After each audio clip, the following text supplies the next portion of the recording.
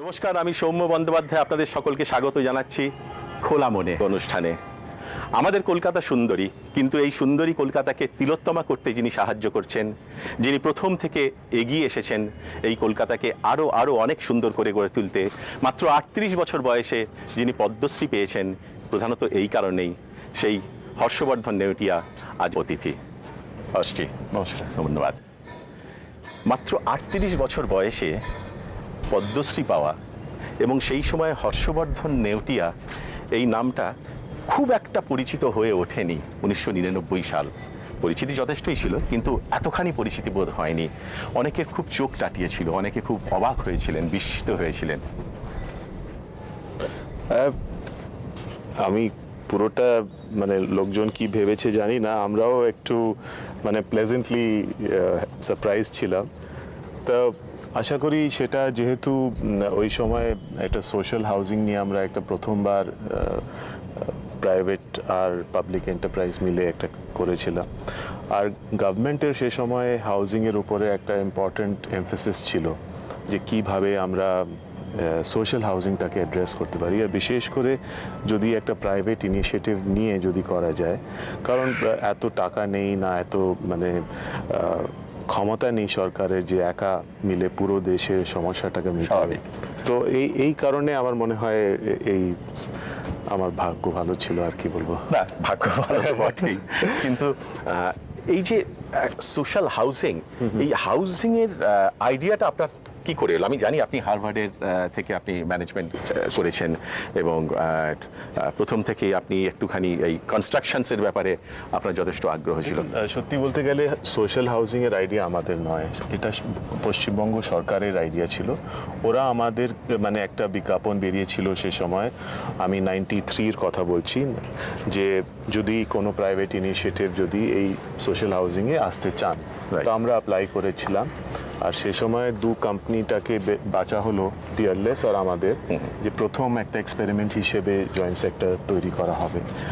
তো যেটা ভালো হলো যে আমরা মন প্রাণ দিয়ে নেমে গেলাম সুযোগ পাওয়ার পর, আর যে প্রথম প্রজেক্টটা খুবই সাকসেসফুল হয়ে গেল, সে কারণে একটা লোকের মধ্যে উৎসাহ এলো যে এই একটা মডেল হতে পারে যেখানে এই সমস্যাটাও অ্যাড্রেস করা যেতে পারে আর একটা ভালো জিনিসও করা যেতে পারে। এবং সেই ভালো জিনিস সেই থেকে এগোচ্ছেই, চলছেই। এবং আজকে এই যে আমরা জায়গাটায় দাঁড়িয়ে রয়েছি, এই সবভূমি, এটা তো একটা ইউনিক ল্যান্ডমার্ক কলকাতা শহরে। এইটা কি করে আপনার মাথায় এলো যে এই জায়গাটাকে এইভাবে ডেভেলপ করা যায়? আমাদের প্রকল্প ছিল যে আমরা একটা হেরিটেজ পার্ক করতে চাই, যেখানে আমাদের কালচার, ঐতিহ্য সম্পর্কে আমরা কিছু লোকজনকে জানাতে পারবো, খাওয়া দাওয়ার দোকান, কেনাকাটা। এই আইডিয়াটা কি আপনারই ছিল? মোটামুটি আমি বলবো কোনো মানুষের কোনো আইডিয়া থাকে না, যেমন যে কোনো জিনিস একটা টিম নিয়ে করা হয়, আমার টিমের আইডিয়া ছিল আমি বলবো। এই যে গোটা ব্যাপারটা এখান থেকে আস্তে আস্তে ক্রমশই দেখা যাচ্ছে যে আপনার ইন্টারেস্টটা এই ডেভেলপের দিকে যাচ্ছে, ডেভেলপিং, কনস্ট্রাকশন ডেভেলপমেন্ট, এই দিকটাতেই যাচ্ছে। এবং তার সঙ্গে অবশ্য একটা সিমেন্টের কারবার আছে। ২১ বছর বয়স থেকে আপনি শুরু করে দিয়েছেন কাজ, তারপর থেকে আজকে আপনার ৪২-৪৩ বছর বয়স হয়েছে। এর মধ্যে দিয়ে আপনি অ্যাচিভ করতে চাইছেন কি এই কালচারাল এবং এই রকম ধরনের যে বিষয়গুলো রয়েছে সেগুলো, নাকি অন্য দিকেও আপনার যাওয়ার কোনো আগ্রহ আছে? দেখুন, সত্যিকারে বলতে গেলে আমার কোনো প্রি কনসিভ নোশন নিয়ে এগোয়নি, কোনো সেরকম একটা নির্দিষ্টভাবে কোনো টার্গেট ছিল না। যেমন যা সুযোগ এলো সেই সুযোগটাকে চেষ্টা করলাম, যে মানুষের কি চাহিদা, আমরা কি করতে পারি, আমাদের কি ক্ষমতা, মানুষের চাহিদা আমাদের ক্ষমতা যদি মিলেমিশে আমরা কিছু তৈরি করতে পারি যেটা সুন্দরও হবে, কাজেও লাগবে, শহরের কিছু কন্ট্রিবিউশনও হবে, সব মিলে যা ভাবলাম করা উচিত সেটাই করেছি। ওর মধ্যে নানা রকমের যেমন সুযোগ পেলাম সেরকম করা হয়েছে। আশা করি আগে এরকম সুযোগ পাবো, করতে পারবো। তো পশ্চিমবঙ্গের ইন্ডাস্ট্রিয়ালিস্ট বা শিল্পোদ্যোগী, শিল্পপতি বলতে যাদেরকে বোঝায়, সেখানে তো ১ নম্বর নামটা চলে আসছে হর্ষবর্ধন নেউটিয়ার। মানুষের আশীর্বাদ আর কি। আর আক্ষরিক অর্থে you are the tallest industrialist. 6'3", Amitabh বচ্চনের থেকেও 1 ইঞ্চি লম্বা। হাইটটা তো মানুষ নিজে কিছু করে হয় না, ওটা তো ভগবান দিয়ে দেয়। বাকি এটা- মানুষের হাইটটা এটা তো আপনার কাজ বিনয়, করে। এবং কি পশ্চিমবঙ্গে সকলেই জানে হর্ষবর্ধন নেওটিয়া অত্যন্ত বিনয়ী অ্যান্ড ভেরি সফট স্পোকেন। লজ্জা পাচ্ছেন, লজ্জা কিছু, কিন্তু জ্যোতি বসুর সঙ্গে আপনার সম্পর্কটা আমরা শুনেছি, অনেকেই বলেন যে বাবা ছেলের সম্পর্কের মতন, তো অত্যন্ত স্নেহ নাকি আপনাকে করতেন। এই সম্পর্কটা একজন কমিউনিস্ট নেতার সঙ্গে একজন শিল্পপতির কিভাবে হলো, আমার মনে হয় এটা খুব একটা ইন্টারেস্টিং গল্প, আমরা একটু পরে শুনতে পারি। হর্ষ, এই হর্ষবর্ধন নেউটিয়া থেকে আপনি এখন সকলের হর্ষজি, মিস্টার নেউটিয়া খুব কম লোকই বলে বিকজ অফ ইউর নেচার। কিন্তু জ্যোতিবাবুর সঙ্গে আমি যেটা জিজ্ঞেস করছিলাম, আলাপটা, পরিচয়টা, একজন কমিউনিস্ট রাজ্যের মুখ্যমন্ত্রী, একজন শিল্পপতির এই সম্পর্কটা জেল হলো কি করে, আর কিভাবে আস্তে আস্তে আস্তে আস্তে ডেভেলপ করলো? আমার ওনার সম্পর্ক হয়েছে প্রায় 17-18 বছর আগে। কি করে হলো? আমরা সে সময়ে রায়চকে প্রথম আমরা কাজ করতে আরম্ভ করছিলাম, তবে আমাদের সরকারের কাছে যাওয়ার দরকার ছিল যে কিভাবে আমরা করতে পারবো। রেডিসন ফোর্ট, হ্যাঁ, সেটা প্রকল্প মানে চিন্তা ধারণা চলছিল। সেটা কি সভূমির আগে? অনেক আগে, এটা আমি বলছি 88-89 সে Okay. সময়। তবে আমরা জাস্ট ওটা পরিকল্পনা ভাবছিলাম। তবে যেমন হয়, যে কোনো মানুষ স্টেটে ব্যবসা করেন, তাদের একটা সরকারের সমর্থন দরকার থাকে, অনেক পারমিশনগুলো দরকার থাকে, অনেক সমস্যাও থাকে সে সময়। আর কলকাতায় সে সময় এই কলকাতা ছিল না যে আজকের কলকাতা, তবে একটা অনেক কিছু ডিফিকাল্ট সিচুয়েশনও ছিল। তবে আমি গিয়ে দেখা করলাম, আর পরে 2-3টা আমাদের প্রজেক্ট হলো। কনক্লেভ আমি প্রথম স্টার্ট করেছি সে সময়, উনি ওখানে এসেছিলেন। তো আমার মনে হয় উনি পছন্দ করলেন যে আমরা চেষ্টা করছি যে এখানে নতুন কিছু করার। সেখানে উনি সাপোর্ট দিলেন। হ্যাঁ, উনি সাপোর্ট আমার ধারণা সবাইকে দিতেন, যে কেউ অ্যাপ্রোচ করতেন, কারণ সে সময় একটা ইমেজ ছিল যে ওয়েস্ট বেঙ্গলে ব্যবসা করা মুশকিল, এটা ওটা কিছু শিখতে পারে না। হ্যাঁ, কিছু সত্যিও ছিল, কারণ বিজলির সমস্যা ছিল, রাস্তাঘাট খারাপ ছিল, কিছু ট্রেড ইউনিয়নিজমের একটা প্রবলেমও ছিল। কিন্তু আমার ধারণা যে সরকার সে সময় এটা নিয়ে চিন্তিত ছিলেন আর চাইছিলেন যে এখানে নতুন প্রকল্প হোক। তবে যবে উনি দেখলেন যে আমি চেষ্টা করছি, উনি হেল্প করলেন, উনি সাপোর্ট করলেন। এই সম্পর্কটা যে তৈরি হলো আজ পর্যন্ত রয়েছে। যেহেতু আমি আশা করি উনি আমাদের চেষ্টাটা পছন্দ করেছেন। আমরা অনেকই আলাদা আলাদা ধরনের কাজও হচ্ছিল। একটা রায়চকে সে সময় গিয়ে একটা হোটেল করা, সেটা আমার ধারণা খুবই একটা আমার সবচেয়ে বোধহয় ডিফিকাল্ট প্রজেক্ট ছিল। রাইট। এখনো মানে আমি বলবো যে ওটা সবচেয়ে কি বলবো অ্যাডভেঞ্চারাস প্রজেক্টও ছিল। স্বভূমি একটা আলাদা ধরনের একটা আরবান রিনিউয়াল, তবে হাউজিংটাও সোশ্যাল হাউজিং কম্পোনেন্টটা মিলে। টাউন হল রেস্টোরেশন উনি খুবই সাপোর্ট করলেন। তারপরে হাসপাতাল করলাম। তবে এই যদি 4-5টা প্রজেক্ট আলাদা আলাদা ধরনের, আলাদা আলাদা সেক্টরকে নিয়ে, এবং তখন সম্পর্কটা তবে নিশ্চয়ই তার একটা কনফিডেন্সও বাড়ে। আর এইটা একটা খুব মজার ব্যাপার। এই মিস্টার নেউটিয়া, হর্ষবর্ধন নেউটিয়া, ইনি আজকে শিল্পপতি হয়েছেন, কিন্তু উনি একজন সফল মাউন্টেনিয়ার হতে পারতেন, উনি খুব ভালো একজন উচ্চাঙ্গ সঙ্গীতের গায়ক হতে পারতেন, উনি পেইন্টার হতে পারতেন, উনি ফিল্ম স্টার হতে পারতেন। মানে একটা উনি যখন ছোট ছিলেন, আমরা শুনেছি যেটা, যে আপনার সমস্ত দিকে আমাদের ভ্যারিড ইন্টারেস্ট ছিল। না, সবার কোনো ইয়াং ছেলে হবে না যার 10টা ইন্টারেস্ট হবে না। আমার কোনো না, কিন্তু সিরিয়াসলি আপনি পার্সু করেছেন। সিরিয়াসলি আমি কিছু ব্যবসা ছাড়া কিছুই সিরিয়াসলি পার্সু করিনি, মজার জন্য অনেক। আপনি রবি কিশোরের কাছে গান শিখেছেন। সেটা আবার গানের শেখা মানে যে গান গাইবো পরে গিয়ে, সেটার জন্য নয়, মজা। এটা সে সময় একটা ঝোঁক ছিল যে একটু শিখি মজার জন্যে। আমি কোনো সময় বিজনেস ছাড়া প্রফেশন হিসেবে কিছুটা সিরিয়াসলি চিন্তার মধ্যে আসেনি।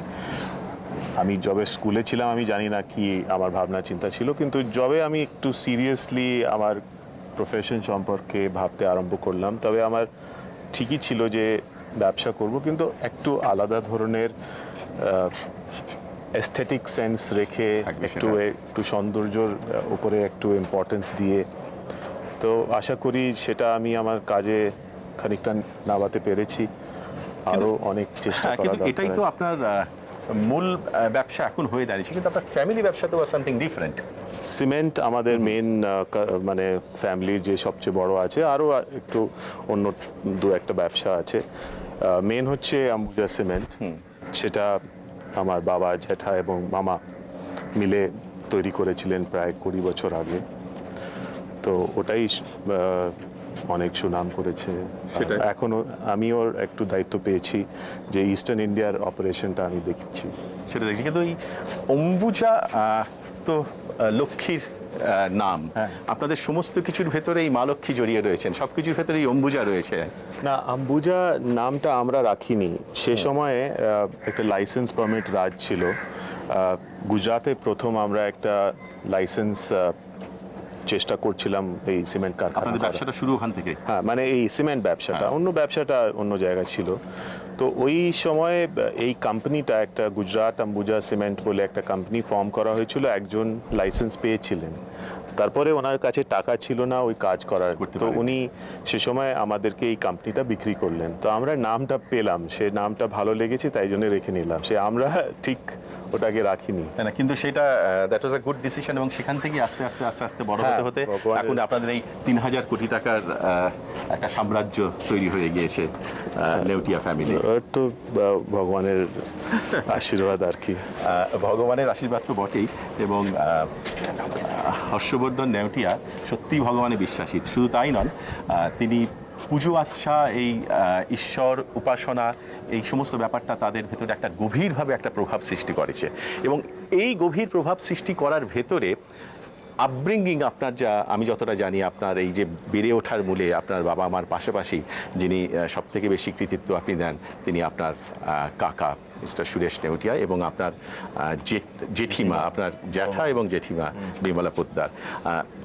আমার মনে হয় যে এই বিষয়টা আপনি একটুখানি একটু বলা দরকার। আমার জন্ম হয়েছে একটা জয়েন্ট ফ্যামিলির মধ্যে। বাবা 3 ভাই, বাবা সবচেয়ে ইয়াংগেস্ট ব্রাদার। 3 ভাইয়ের মধ্যে আমি এক ছেলে, আমার দু বোন। তো এক ধরনের বলতে পারেন খুবই স্পয়েলড চাইল্ড।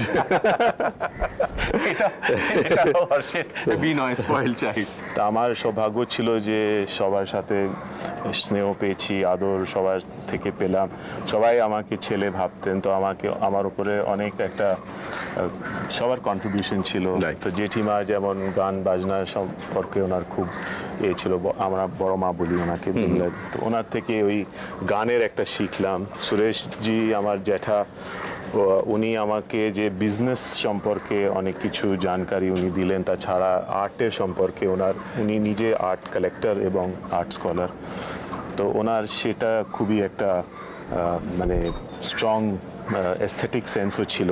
তো ওর থেকে আপনার ভেতরে চলে সামান্যভাবে এসছে, ওনার মতন এখনো বুঝতে পারি না। তো বাবা খুবই গড ফিয়ারিং এবং I would say man with most fantastic compassion.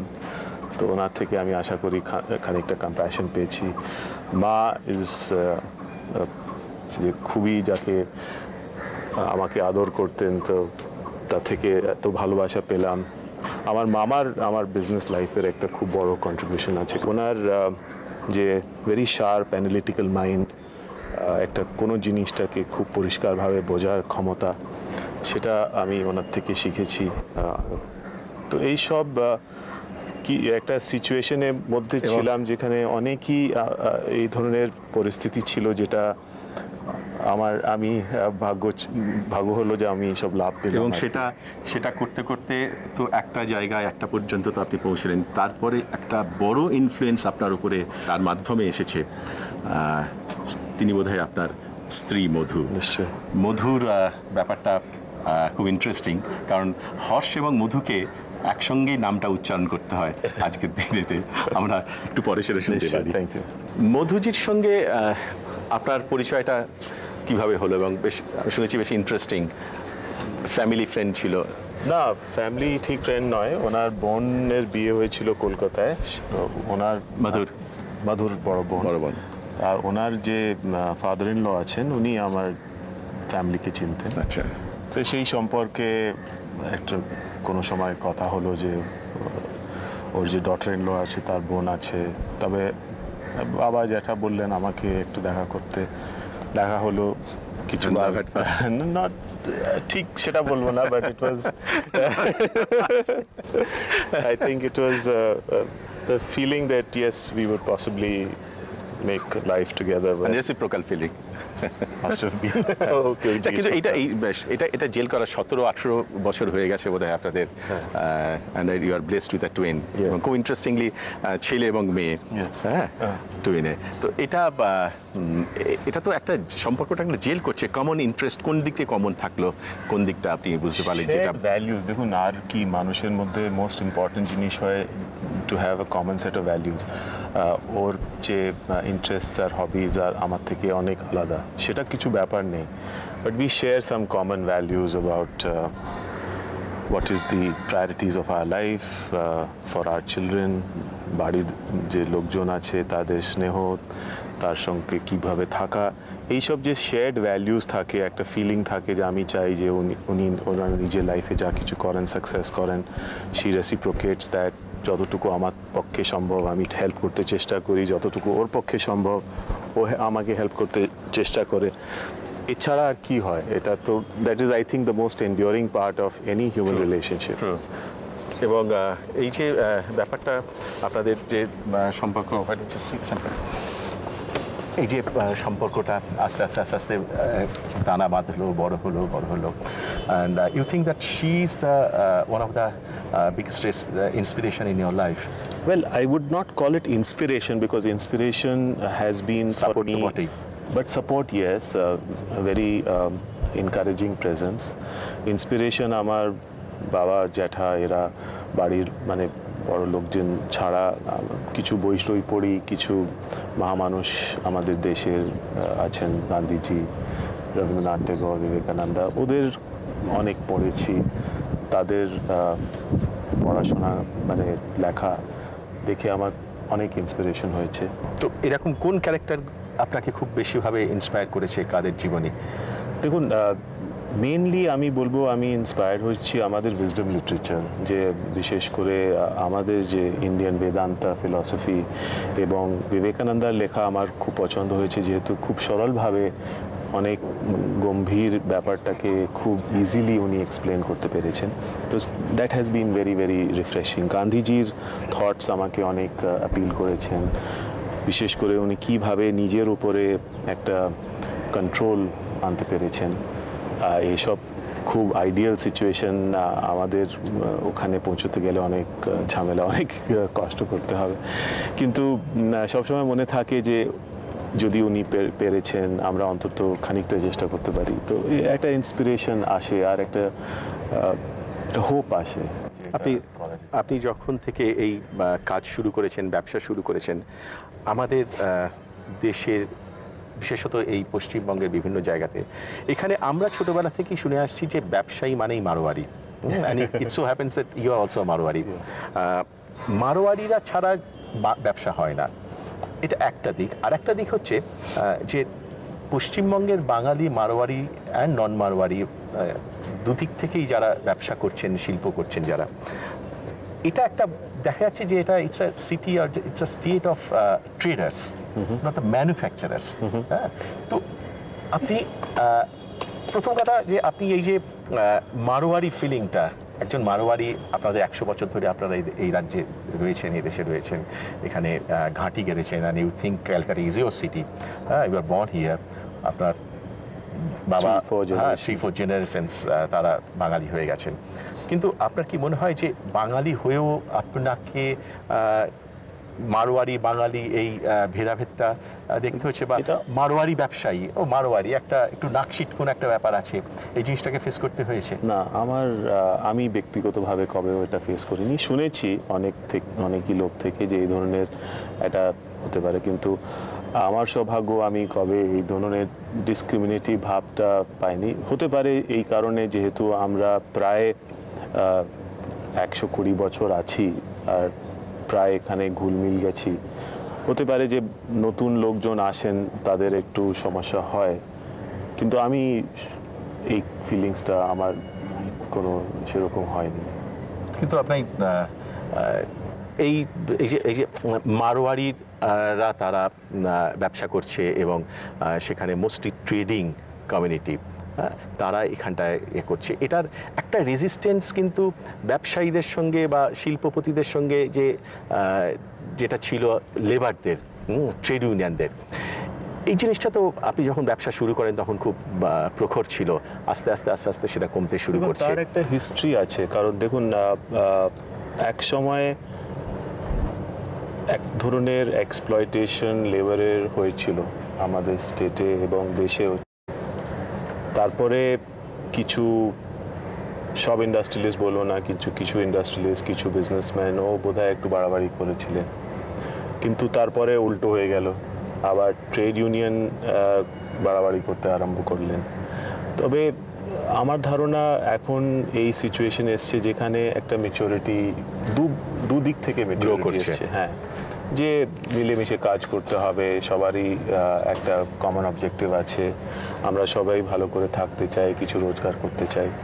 তো আমার ধারণা অনেক কিছু ম্যাচুরিটি চলে এসছে। তারপরে সামান্যভাবে প্রবলেম সব জায়গায় থাকে, নিজের বাড়ির মধ্যেও থাকে।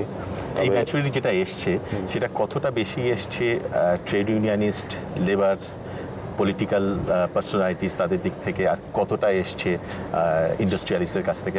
সব দিক থেকে, কারণ ওই ইট ওয়াজ আ জিরো সাম গেম। আগে যে ধরনের তর্ক হতো না কিছু হতো, তাতে কি হলো? ফাইনালি লাভ তো কারো হলো না।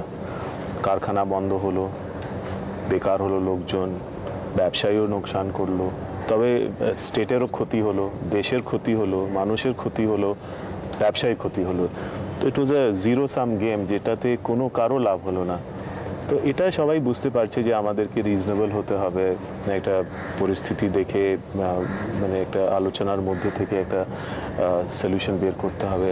আমার ধারণা সেটা অনেক কিছু হয়েছে। তারপর কিছু সময়ে কিছু তর্ক বিতর্ক হয়েই যায়। এটা তো শুরুই হলো তো জ্যোতিবাবুর টেনারের শেষ কিছু 2-1 বছর আগে থেকে, এবং ক্রমশ আস্তে আস্তে আস্তে আস্তে এগিয়ে আসছে। এবং এখন বুদ্ধ ভট্টাচার্য তো এটাকে অনেক বেশি জোর দিয়েছেন তিনি এগিয়ে নিয়ে যাওয়ার জন্যে। কত বছর আমরা পিছিয়ে গেলাম?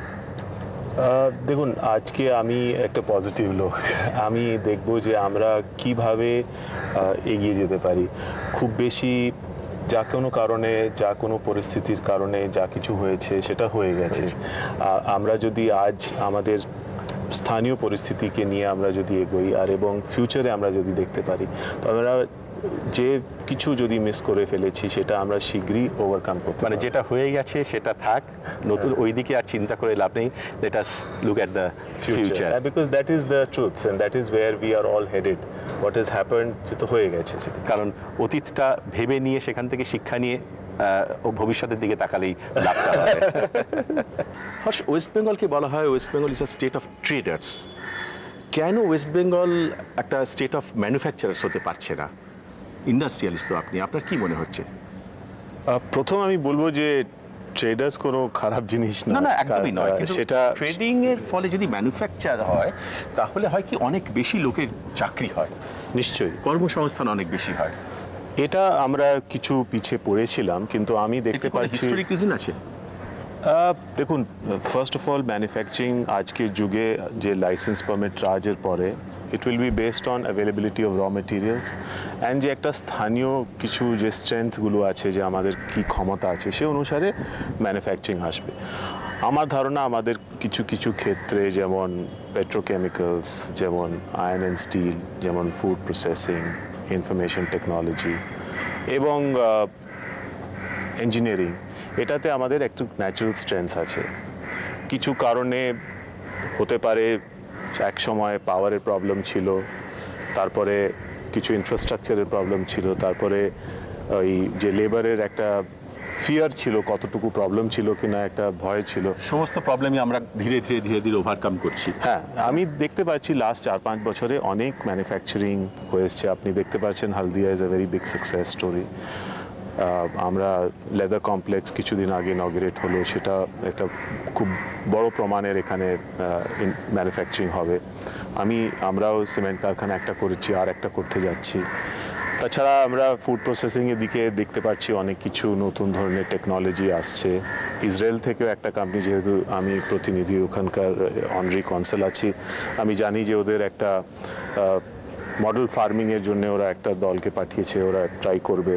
তবে এই ধরনের আশা করি কিছু বছরের মধ্যে ওই ম্যানুফ্যাকচারিংয়ে যে একটা পিছিয়ে পড়ার ভাবটা আছে, পেসটা বড্ড কম, অত্যন্ত ধীর গতিতে সমস্ত কিছু এগোচ্ছে। আর এই যে একটা হিউজ আনএমপ্লয়মেন্ট প্রবলেমস রয়েছে, যদি আরও বেশি ইন্ডাস্ট্রি হয় অন্তত লোকেরা চাকরি পাবে, সেই জিনিসটা কিন্তু হচ্ছে না।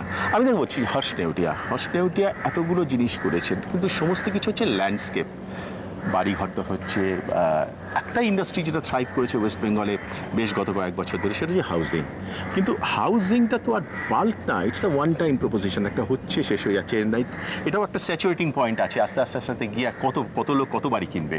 হ্যাঁ, সাংহাইয়ে তো এখন আর গিয়ে কেউ কিনছে না, সেখানে পড়ে রয়েছে, তৈরি করে রেখে দিয়েছে, সে তো আপনি গিয়ে দেখে এসেছেন। সুতরাং মানুষের যেটা দৈনন্দিন প্রয়োজন সেই রকম ধরনের শিল্প দরকার। তো আমি কেন হর্ষ নেউটিয়ার কাছ থেকে এটা আশা করতে পারবো না যে Harsh Neotia will establish that kind of industry যেটা অনেক লোককে আরও অনেক বেশি চাকরি দেবে? দেখুন, আমি জানি না, হতে পারে যেহেতু আমার কাজে হাউজিংয়ের একটা বেশি এটা প্রভাব পড়েছে, তাই জন্য একটা ব্যাপার আছে যে হর্ষ নেউটিয়ার উপরে কিন্তু মানুষের এক্সপেকটেশন অনেক বেশি। না, কিন্তু আমি বলবো যে আমাদের গ্রুপের ইনভেস্টমেন্টটা নন হাউজিংয়ে বেশি আছে। আমরা 150 কোটি টাকায় এটা সাংক্রেলে সিমেন্ট কারখানা করেছি, যেটা পিওর ম্যানুফ্যাকচারিং ইউনিট। তাছাড়া আমরা একটা হাসপাতাল করেছি, যেটা হাউজিং নয়। একটা হোটেল করেছি, যেখানে সবচেয়ে পার crore রুপি ইনভেস্টে সবচেয়ে বেশি এমপ্লয়মেন্ট হয়, ট্যুরিজমে সবচেয়ে বেশি এমপ্লয়মেন্ট হয়। তারপরে আমাদের যে সিটি সেন্টার মল হয়েছে, ওখানে আমাদের হচ্ছে প্রকল্পটা মলটা ক্রিয়েট করা, কিন্তু 2000 লোকের ওখানে চাকরি হয়েছে এই 1 বছরের মধ্যে। তো যেভাবে যে জিনিসটা যেখানে দরকার, যেমন স্বভূমি আমরা চালাচ্ছি, সেটাও হাউজিং নয়, কিন্তু এর মধ্যে প্রায় 150-200 লোক চাকরি করেন এখানে।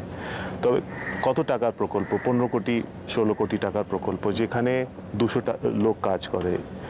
আমার ধারণা আমাদেরকে দেখতে হবে যে কি জিনিসের প্রয়োজন, কার কি ক্ষমতা। সব লোক সব জিনিসটা করতে পারে না।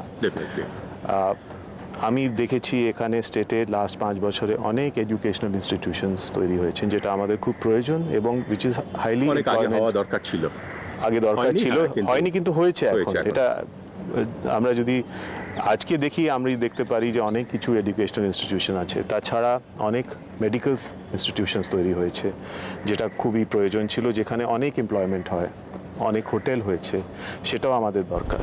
তাছাড়া কারখানাও, যেটা যদি আপনি প্লেন কারখানার কথা বলেন, এখন কিছু অটোমোবিল কোম্পানির একটা মোটরসাইকেলের জন্য সই হলো, সম্প্রতি একটা হয়েছে। হ্যাঁ, আরও অনেক কিছু, মানে খবর কাগজে এরকম কোনো দিন যায় না, বিশেষ করে লাস্ট 1-1.5 বছরে, যে অন্তত একটা কোনো অ্যানাউন্সমেন্ট হয় না।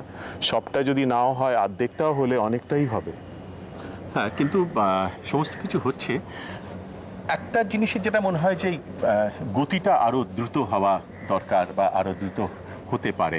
এখন এই যে চেঞ্জটা হয়েছে, যে আগে কিছু হচ্ছিল না, এখন অনেক কিছু হচ্ছে, এই চেঞ্জটা হওয়ার পেছনে তো আপনি বলেছেন যে আপনাদেরও যথেষ্ট রেসপন্সিবিলিটি আছে, গভর্নমেন্টের দিক থেকে, ট্রেড ইউনিয়নের দিক থেকেও যথেষ্ট রেসপন্সিবিলিটি আছে। কিন্তু এটা করতে গিয়ে অনেক ধরনের সমস্যাও দেখা যাচ্ছে, বিভিন্ন দিক থেকে বিভিন্ন ধরনের আনরেস্ট দেখা যাচ্ছে। যেমন ধরুন, গভর্নমেন্টকে এখন বলা হচ্ছে যে ইন্ডাস্ট্রিয়ালিস্টদের হাতের পুতুল, ইন্ডাস্ট্রিয়ালিস্টরা যেভাবে নাচাচ্ছে গভর্নমেন্ট সেইভাবে নাচছে। কেউ একটা কিছু বলছে যে আমি এটা করব, আদৌ হয়তো করছে না, কিন্তু অ্যানাউন্সমেন্ট একটা হয়ে যাচ্ছে। তো এই জায়গাটাতে রেসপন্সিবিলিটি কিন্তু it has to be reciprocal, আপনাদের দিক থেকে এবং গভর্নমেন্টের দিক থেকে একটা জয়েন্ট এফর্ট, সেটা কি আপনারা? আমি বলবো যে এখানকার যে গভর্নমেন্টের রেসপন্স আছে, সেটা এখানকার স্থানীয় পরিস্থিতি দেখে খুবই অ্যাপ্রোপ্রিয়েট। একটা কোনো জিনিসের ঝট করে গতি বাড়ানো যায় না, যদি প্র্যাকটিক্যালি দেখা যায় এটা একটা উচিত নয়। উচিত তো কেন বলবো, উচিত তো আছে, কিন্তু প্র্যাকটিক্যালি হবে না সেরকম। কারণ একটা সিচুয়েশনটাকে পরিবর্তন করা, নিজের মধ্যে আমরা যদি মানে নিজের চিন্তা ধারণার মধ্যেও পরিবর্তন করতে হয়, সময় লাগে। কিন্তু আমি দেখছি যে দিশাটা খুব পজিটিভ আর এবং চেষ্টাটা খুবই সিনসিয়ার।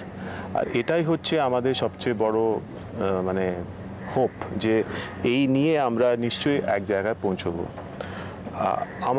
আমার ধারণা ব্যবসায়ীরাও রেসপন্ড করছে। আগে একটু মানে ভাবতেন বেশি, এখন একটু আর বেশি আগ্রহে এসে করছেন। মানে যদি কি শোষণটা কম করছে? না, মানে একটা যে স্কেপটিসিজম ছিল যে বোধহয় কি করে হবে হবে না, সেটা স্কেপটিসিজম অনেক দূর হয়ে গেছে। শুধু আমাদের এখানকার স্থানীয় ব্যবসায়ীদের বলছি না, আমি দিল্লি বম্বে ট্রাভেল করি, আমার ব্যবসাও আছে, আমি যাই, লোকজনের সাথে দেখা করি। একটা পজিটিভ ইমেজ আছে যে ওয়েস্ট বেঙ্গলে একটা ফরওয়ার্ড লুকিং গভর্নমেন্ট আছে, যেটা ট্রাই করছে। There is a lot of transparency, একটা মনোভাব একটা ভালো আছে। তো এইসব মিলে আমি খুবই অপটিমিস্টিক এখানকার ফিউচারের জন্য। না, আগেও ছিলাম, কিন্তু আরো দেখতে পাচ্ছি যে এখন আর একটু বেশি গতি না, এই হয়েছে। অপটিমিজম ছাড়া তো বাঁচার কোনো উপায় নেই। কিন্তু আপনার এই যে সাকরাইলে যে ফ্যাক্টরিটা রয়েছে সিমেন্ট প্রোডাকশন, আপনি ছত্তিশগড়ে একটা ফ্যাক্টরি নিয়েছেন। আমি এই কদিন আগেই কারোর সঙ্গে কথা হচ্ছিল, তারা বলছে যে Horst Neutia is not only the owner, the malik of the factory, but he is as well as a trade union leader. এটা খুব ইন্টারেস্টিং লেগেছে আমার কাছে। তার কারণ আপনার এই ফ্যাক্টরি তো বটেই, ছত্তিশগড়ের ফ্যাক্টরি, এবং এই ফ্যাক্টরি ছত্তিশগড়ের ফ্যাক্টরিতে আপনার ট্রেড ইউনিয়ন আছে, and it was a very strong trade union, আপনি যখন শিখ হিসেবে নিয়েছেন। কিন্তু সাকরাইলে ফ্যাক্টরিতে প্রায় কত 250 না 300 লোক কাজ করে ওখানে, হ্যাঁ, সেখানে কোনো ট্রেড ইউনিয়ন নেই। এটা কিন্তু একটা রহস্য, আমরা একটু পরে জানবো এটা নিয়ে। এটা কিভাবে হতে পারে? এই ওয়েস্ট বেঙ্গলে একজন মারোয়ারি ইন্ডাস্ট্রিয়ালিস্ট, তার একটা ফ্যাক্টরি রয়েছে, সেইখানে 250-300 জন লোক কাজ করছে, কিন্তু কোনো ট্রেড ইউনিয়ন নেই। কেউ ট্রেড ইউনিয়নের কথা বলে না, উল্টে তাদেরকে বলতে বললে তারা বলে যে হর্ষবর্ধন নেউটিয়াই আমাদের trade union leader. How it's possible? কেন পসিবল নয়? ট্রেড ইউনিয়নের কি রোল আছে? ট্রেড ইউনিয়ন হচ্ছে একটা কনসেপ্ট যেখানে যদি ওয়ার্কার ইনসিকিউর ফিল করেন, ওরা একটা আমব্রেলা অর্গানাইজেশনের মধ্যে থেকে একটা কালেকটিভ বার্গেনিং একটা কনসেপ্ট থাকে, যে কোনো কিছু আদায় করছি আমি মালিকের কাছ থেকে। হ্যাঁ, আর যদি সেরকম কোনো সমস্যা হয়, আমি ট্রেড ইউনিয়নের রোলটা খুবই পজিটিভভাবে মানি। আমার ধারণা তার একটা গুরুত্ব রোল আছে। আমরা যদি আছে, থাকা উচিত। হ্যাঁ, আমার কোনো খারাপ জিনিস নয়। যদি ওয়ার্কার্স ফিল করে ইনসিকিউর না এক্সপ্লয়েটেড, তবে ওরা কিভাবে যে নিজের এক্সপ্লয়টেশন আছে ওটাকে অ্যাভয়েড করবে? তো ওরা কালেকটিভ বার্গেনিং, কারণ নিজের এক লোকের সেরকম ক্ষমতা নেই। আমরা সাংক্রাইল যবে চালু করেছি সেটা 3 বছর আগে, তবে আমরা এটা ঠিক করলাম যে আমরা মাসে একবার করে সবার সাথে মিটিং করব, ওদের সমস্যাটা বুঝবো, যতটুকু রিজনেবল কথা আছে তাতে আমরা পজিটিভলি রেসপন্ড করব, আর সেটা আজ অবধি করতে পেরেছি। তো একটা ভালোবাসা আছে, একটা ট্রাস্ট আছে। সবচেয়ে ইম্পর্ট্যান্ট আমার ধারণা লাইফে ট্রাস্টটা ক্রিয়েট করা আর ট্রাস্টটা রেসিপ্রোকেট করা।